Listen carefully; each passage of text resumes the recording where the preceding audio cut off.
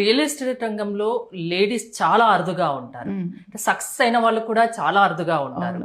30 years back మీరు ఈ రంగాన్ని చూస్ చేసుకున్నారు. అప్పుడు హైదరాబాద్ రియల్ ఎస్టేట్ మార్కెట్ ఎలా ఉంది? 30 years తర్వాత చూస్తే మీకు ఎలా అనిపిస్తుంది? 30 years బ్యాక్ అసలు ఏమీ లేదు హైదరాబాద్. అప్పుడు ఎలా వచ్చారు మరి? ఒక చిన్న పేపర్ యాడ్ ఇచ్చారమ్మా. ఒక మార్కెటింగ్ పర్సన్, ఒక కంపెనీలో మార్కెటింగ్ పర్సన్ చిన్న పేపర్ యాడ్ ఇస్తే దాన్ని ఎంటర్ అవ్వడం జరిగింది. నేను ఎంటర్ అయినప్పుడు 1994లో తుర్కెంజల్ దగ్గర ఒక నా ఇంటర్వ్యూలో కూడా చెప్పాను, 100 rupees per square yard, ఇది కూడా 40 months EMI. ఆ రోజు పోతుంటే ఎల్బీ నగర్, ఆల్మోస్ట్ ఎల్బీ నగర్ నుండి not even a single house. మీరు గమనిస్తే ఒక్క ఇల్లు కూడా లేదంటే లోపల ఎంత భయంగా, ఒక లేడీని కదా కొత్త ఎంటర్ అవ్వడం, వెళ్తుంటే భయం అని కూడా అనిపించేది ఒక రకంగా చెప్పాలంటే. నా మ్యారేజ్ 97లో అయిందమ్మా. ఫస్ట్ నాకు ఎందుకో కొనాలనుకొని మా హస్బెండ్ని తీసుకుని వెళ్ళాం. మనం ఒక ప్లాట్ కొనుక్కుందాం అందులో, అంటే ఇన్వెస్ట్ చేద్దాం.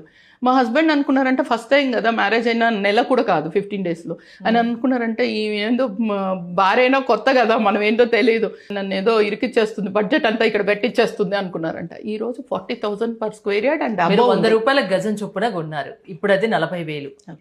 40,000 కన్నా ఎక్కువే అలా పెరుగుతుంది. ఇంకా అప్పుడు పెరిగేదానికి ఇప్పుడు పెరిగేదానికి చాలా ఇప్పుడు ఇంకా తేడా ఉంది. చాలా 1/4 of the టైంలో అవుతుంది. టెక్నాలజీ మారింది. అప్పట్లో బ్యాంక్ లోన్స్ అనేది కానీ లేక వెహికల్స్ కానీ ఇట్లాంటివన్నీ చాలా తేడా ఉంది కదా. ఇప్పుడు ప్రతి ఒక్కరి దగ్గర వెహికల్ ఉంది, ఈజీగా పోయి రాగలుగుతాము. ట్రాన్స్పోర్టేషన్ డిస్టెన్స్ అనేది మ్యాటరే కాదు.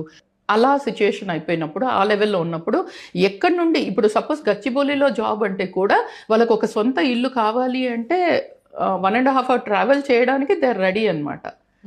అలా ఉంది సిచ్యుయేషన్. సో చాలా అవుట్స్కట్స్ ఎక్కువ పెరుగుతూ ఉంది, any outskirts.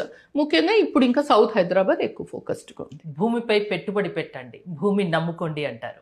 Best investment on earth is earth it self.